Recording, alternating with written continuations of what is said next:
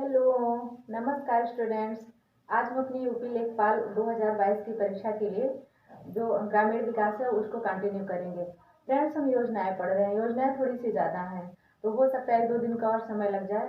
अभी 1-1 घंटे की क्लास होती तो 2-3 दिन 4 दिन में ख़त्म हो जाता, लेकिन अब 19-19 20-20 मिनट की क्लास दे रही हूँ मैं, ताकि आप लोग बोर ना हो, फिर पढ़ने में दिक्कत ना हो। तो इस वजह से छोटी छोटी क्लासेस जा रही हैं, उनको भी आप लोग नहीं देखते कि कम्प्लीटली उनको तो देखें। कोशिश क्या करें कि क्लासेस को रोज़ देखा करें, और जो मतलब योजनाएं पढ़ाते हैं हम, तो उनको नोट करते चलें। जब नोट किए रहेंगे ना तो आप लोगों को रिवीजन करने में बहुत आसानी होगी, क्योंकि लौट लौट के फिर क्लास देखना पड़ेगा। तो इससे अच्छा है कि आप नोट ही कर लें तो ज़्यादा ठीक रहेगा। तो ज़्यादा समय खराब ना करते हुए हम अपनी क्लास को शुरू करते हैं। कल हमने जहाँ तक पढ़ा था उससे आगे की योजनाएं हम पढ़ेंगे। तो उससे आगे की योजनाएं हैं, आई होप आपको दिख रहा हो, ये देखिए, सामुदायिक विकास कार्यक्रम, इसको सीपीडी कहते हैं। सामुदायिक विकास कार्यक्रम 1952 में शुरू हुआ था। 1952 में इसका मुख्य उद्देश्य था सर्वांगीण विकास। यह भारत सरकार की प्रथम योजना थी। इसके बारे में 2 मिनट आप लोग सुन लें। जब हमारा भारत आज़ाद हुआ 15 अगस्त 1947 को, जब अंग्रेज यहाँ से छोड़ के गए, तो हमारे भारत की स्थिति बहुत दयनीय थी।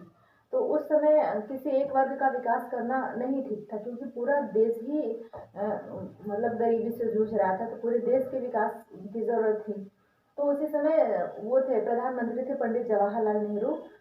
उन्हीं के हाथ में शासन की बागडोर थी। तो उन्होंने ये कार्यक्रम शुरू किया था, सामुदायिक विकास कार्यक्रम पंडित जवाहरलाल नेहरू ने शुरू किया था 1952 में। यह इसका उद्देश्य जो था, मुख्य उद्देश्य सर्वांगीण विकास, यानी सभी का विकास, सभी तरफ से विकास। इसका जो विशेष बात थी, यह भारत सरकार की प्रथम योजना थी। यह भारत सरकार की प्रथम योजना थी। अगला है हमारा सूखा आंशिक क्षेत्र कार्यक्रम 1973-74। मतलब सूखा से प्रभावित जो क्षेत्र थे वहाँ के लिए एक विशेष योजनाएं लाई गई थी। उसी समय आप लोगों ने सुना होगा कि जब मतलब इंडो चाइना वॉर हुआ था, या फिर भारत पाकिस्तान युद्ध हुआ था, तो उसी समय वो भी आया था, सूखा, अकाल भी बहुत पड़ा था, जिसके कारण तीसरी पंचवर्षीय योजना बहुत ज़्यादा फायदेमंद नहीं रही थी। तो तभी सूखा से प्रभावित हो गए थे क्षेत्र। जब सूखा से प्रभावित हो गए तो उनके लिए भी कुछ विशेष करना जरूरी था ना। तो उस समय हमारी प्रधानमंत्री थी श्रीमती इंदिरा गांधी जी। उन्होंने क्या किया था कि 1973-74 में यह सूखा आंशिक या सूखा क्षेत्र से प्रभावित कार्यक्रम लाए थे। तो उसका उद्देश्य जो था, उसका मुख्य उद्देश्य था सूखा प्रभावित क्षेत्रों में भूमिगत जल तथा अन्य प्राकृतिक संसाधन उपलब्ध कराना।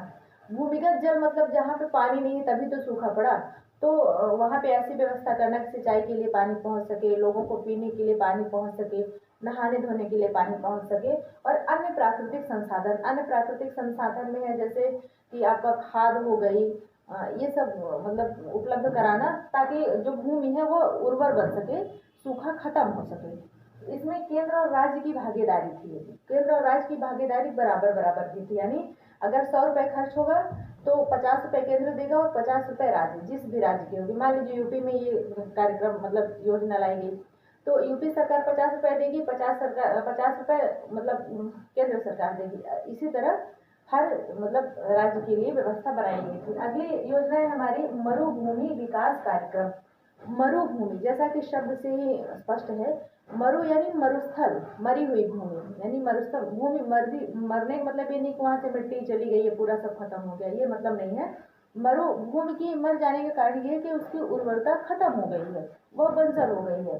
तो मरुभूमि विकास कार्यक्रम, अगर ये नाम है तो इसी के लिए सूखा क्षेत्र से, सूखा नहीं मतलब जो रेतीले क्षेत्र हैं, या फिर जहाँ उर्वरता की कमी है भूमि में, वहाँ ऐसे के लिए होगा कुछ।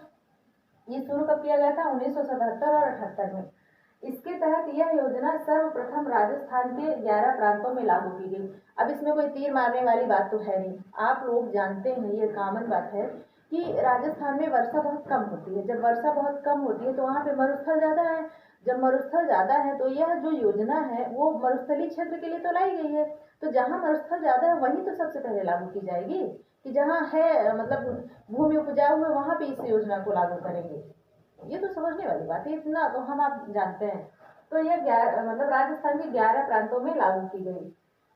इसका मुख्य जो उद्देश्य था, जो बंजर भूमि थी उसकी उर्वरता, उसको उर्वरक युक्त बनाना, भूमि बनाने में परिवर्तित करना। यानी जो भूमि बंजर थी, जहाँ पे रेतीली जमीन थी, उसको, उसकी उर्वरता को बढ़ाना, उसको इस काबिल बनाना कि वहाँ पे खेती हो सके, वहाँ पे लोग अनाज उगा सके, ताकि भूमि मतलब उपयोग में लाई जा सके। अब इसके अंदर एक खास बात है कि इसी, यही जो मरुभूमि विकास कार्यक्रम था, इसी के तहत इंदिरा गांधी नहर का निर्माण हुआ था। भाई जब वहाँ पे रेत है तो बिना पानी की खेती कैसे की जाएगी? कितनी भी योजनाएं आ जाएंगी, कितनी भी मतलब कार्यक्रम लाए जाएंगे, लेकिन जब तक पानी नहीं होगा तब तक तो काम बनेगा नहीं। तो इसी के तहत इंदिरा गांधी नहर का निर्माण हुआ था। प्रश्न क्या पूछता है कि इंदिरा गांधी नहर का निर्माण किस मतलब कार्यक्रम के तहत हुआ? तो इंदिरा गांधी नहर का निर्माण हुआ था मरुभूमि विकास कार्यक्रम 1977-78 के तहत। अब अगली हमारी समन्वित ग्रामीण विकास कार्यक्रम। अगला है समन्वित ग्रामीण विकास कार्यक्रम, इसको IRDP भी कहते हैं। इसका जो शुभारंभ हुआ था 1978 और 79 में हुआ था। इसका जो मुख्य उद्देश्य था, ग्रामीण क्षेत्रों में रोजगार उपलब्ध कराना। विशेष बात है 2 अक्टूबर 1980 को यह योजना देश के सभी जिलों में लागू कर दी गई। अरे नाम से स्पष्ट है, समन्वित ग्रामीण विकास कार्यक्रम। जब ग्रामीण विकास कार्यक्रम की बात हो रही है तो उसमें गांव से रिलेटेड ही कुछ होगा। अब गांव का विकास कैसे हो सकता है? जब वहाँ का युवा मतलब रोजगार मिल जाए। बहुत आपने पानी दे दिया, वहाँ रोजगार नहीं है, तो आदमी के पास पैसा नहीं है खर्चा करने के लिए खेतों में, तो कैसे वो खाद डालेगा, कैसे वो बीज लाएगा, कैसे वो खेत की जुताई करवाएगा? तो ये सारी चीजें थी। तो इस कार्यक्रम के तहत जो ग्रामीण क्षेत्र में युवा रहते थे, जो गांवों में लोग रहते थे, युवा रहते थे, उनको रोजगार देना। और इसको 2 अक्टूबर 1980 को यह योजना देश के सभी जिलों में, अरे हमारे भारत में सभी जिलों में गांव है, तो यह योजना भी तो सभी जिलों में लागू होगी। ऐसा तो नहीं है कि उस समय पे कहीं गांव नहीं था, गांव तो हर जगह था। तो ये योजना हर जिले में लागू कर दी गई। तो लागू कब की गई थी? तो 2 अक्टूबर 1980 को। 2 अक्टूबर को क्या होता है? गांधी जयंती, गांधी जी का जन्मदिन होता है। अब अगली योजना है हमारी ग्रामीण युवकों को स्वरोजगार के लिए प्रशिक्षण देना, यानी इसी को हम ट्राइसेम भी कहते हैं, TRYSEM कहते हैं। इसके तहत चुने गए लोगों में 1/3 महिलाओं का होना अनिवार्य था। इसका मुख्य उद्देश्य था ग्रामीण युवकों में बेरोजगारी को दूर करना। भाई उस समय हमारे देश में बहुत सी जनता गांवों में निवास करती थी। महात्मा गांधी ने कहा भी था कि भारत की आत्मा जो है, असली भारत तो गांवों में बसता है। उस समय बहुत लोग गांव में रहते थे। वो तो धीरे धीरे लोग रोजगार की तलाश में गांवों से पलायन की शहरों में आए, लेकिन आज भी लोग गांव में रहते हैं। ऐसा नहीं कि पूरी तरह से शहरीकृत हो गया है हमारा भारत। तो उस समय क्या था कि गांव में जो लोग रह रहे हैं उनको वहीं पर रोजगार मिल सके, उनको शहर न जाना पड़े, इसलिए व्यवस्था की गई थी। उनको उस रोजगार के काबिल बनाना, प्रशिक्षण देने के लिए व्यवस्था की गई थी, ताकि ग्रामीण लोगों में बेरोजगारी को दूर किया जा सके। जो वहाँ लोग रह रहे हैं बेरोजगारी को खत्म किया जा सके और रोजगार दिया जा सके। इसकी शुरुआत हुई थी 1979 और 80 में। इसके तहत एक खास बात थी कि जो इस कार्यक्रम के तहत जो लोग जुड़ेंगे, उनमें जिनका चुनाव होगा, जिनको प्रशिक्षण दिया जाना रहेगा, उनमें से 1/3 क्या रहेंगी?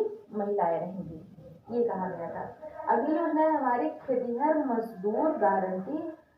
मजदूरी गारंटी कार्यक्रम। ये क्या है? RLEGP। इसका शुभारंभ हुआ था 1983 में 6वीं पंचवर्षीय योजना के तहत। मुख्य उद्देश्य था इसका भूमिहीन श्रमिकों को रोजगार उपलब्ध कराना। 1989-90 में इसको जवाहर रोजगार योजना में मिला दिया गया। मतलब जब खेतिहर मजदूरी गारंटी कार्यक्रम है, तो जो खेती करने वाले लोग हों, खेती कहाँ की जाएगी? आसमान में? आसमान में नहीं न की जाएगी, खेती तो जमीन में ही की जाएगी। तो जब जमीन होगी तभी तो आदमी खेती करेगा। तो जब कार्यक्रम आ रहा है, योजना आ रही, खेतिहर मजदूरी कार्यक्रम है, तो वो जमीन से ही रिलेटेड होगा, खेती करने के लिए जमीन। तो क्या कह रहे हैं कि जो अब जिनके पास जमीन है उनको भूमि देने की जरूरत नहीं है। जिनके पास जमीन नहीं थी, जिन श्रमिकों के पास, उनको जमीन उपलब्ध कराना, ताकि वह खेती कर सकें। और जब जमीन उपलब्ध करा देंगे, खेती करेंगे, तो उनके पास रोजगार तो आ ही जाएगा। ये था। और इसकी विशेष बात, इसको 80-89 में, सॉरी 89-90 में इसको रोजगार योजना के, जवाहर रोजगार योजना के में मिला दिया गया। अब हम आगे पढ़ेंगे जवाहर रोजगार योजना, इंदिरा गांधी आवास योजना, ये सारी योजनाएं हमारी अगले की क्लास में होंगी। क्योंकि छोटा छोटा वीडियो रहता है तो वो आप लोगों को भी देखने में आसानी होती है। एक बार हम रिवीजन कर लेते हैं। सामुदायिक विकास कार्यक्रम, सभी का विकास 1952, जब देश हमारा आजाद हुआ, हाल ही की बात थी। देश की प्रथम योजना थी। इसको लागू किसने किया था, इस चलाया किसने था, शुरुआत इसकी की थी पंडित जवाहरलाल नेहरू ने।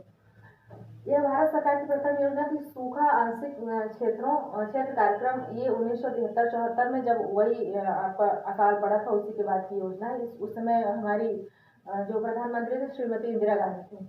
इसके तहत केंद्र राज्य का जो भागीदारी थी 50-50%, यानी आज बराबर की भागीदारी थी। मरुभूमि विकास कार्यक्रम यह राजस्थान के 11 प्रांतों में सबसे पहले लागू की गई थी, चलाई गई थी और चलाया गया था। इसकी शुरुआत 1977-78 में हुआ था। और इसके अंदर जो मुख्य उद्देश्य था, बंजर भूमि को उर्वरा युक्त बनाना, इस तरह मतलब खेती करने के लायक बनाना। इंदिरा गांधी नहर का निर्माण भी इसी योजना के तहत हुआ था।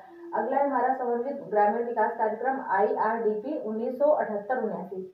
इसका मुख्य उद्देश्य था ग्रामीण क्षेत्रों में रोजगार उपलब्ध कराना। इसकी विशेष बात थी 2 अक्टूबर 1980 में इसको मतलब देश के सभी जिलों में लागू कर दिया गया था। अगले ग्रामीण युवकों को स्वरोजगार देने के लिए प्रशिक्षण योजना, ट्राइसम जिसको कहते हैं, इसकी शुरुआत 1979-80 में हुई थी। मुख्य उद्देश्य ग्रामीण युवकों में बेरोजगारी को दूर करना। खेतिहर मजदूरी गारंटी कार्यक्रम जो था वो हमारा लाया गया था 1983 में 6वीं पंचवर्षीय योजना के तहत। विशेष बात थी इसमें 1989-90 में इसको जवाहर स्वरोजगार योजना के तहत मिला दिया गया था। अब हमारा आगे जो योजनाएं हमारी आएंगी, तो ये जो जवाहर स्वरोजगार योजना है इसको हम पढ़ेंगे, या फिर जो इंदिरा गांधी आवास योजना थी उसको पढ़ेंगे। उसके बाद ये जो और कार्यक्रम आए हैं आपके इधर 2014, 15, 16, 17, 18, 19, 20, इनफैक्ट हम 2021 की भी मतलब योजनाएं पढ़ेंगे।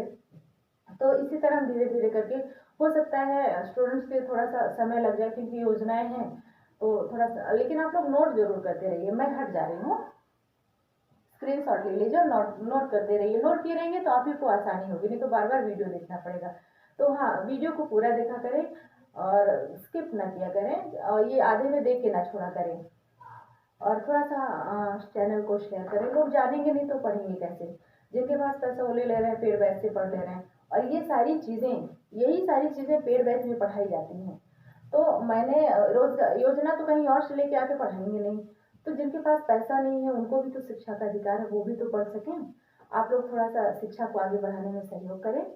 और हाँ, कमेंट जरूर किया करें, कमेंट का वेट रहता है, मैं सबका कमेंट पढ़ती हूँ। तब तक के लिए बाकी जैसा कुछ होगा वो बताइएगा। तब तक के लिए अपना ख्याल रखें, बड़ों का सम्मान करें, छोटों को प्यार दें।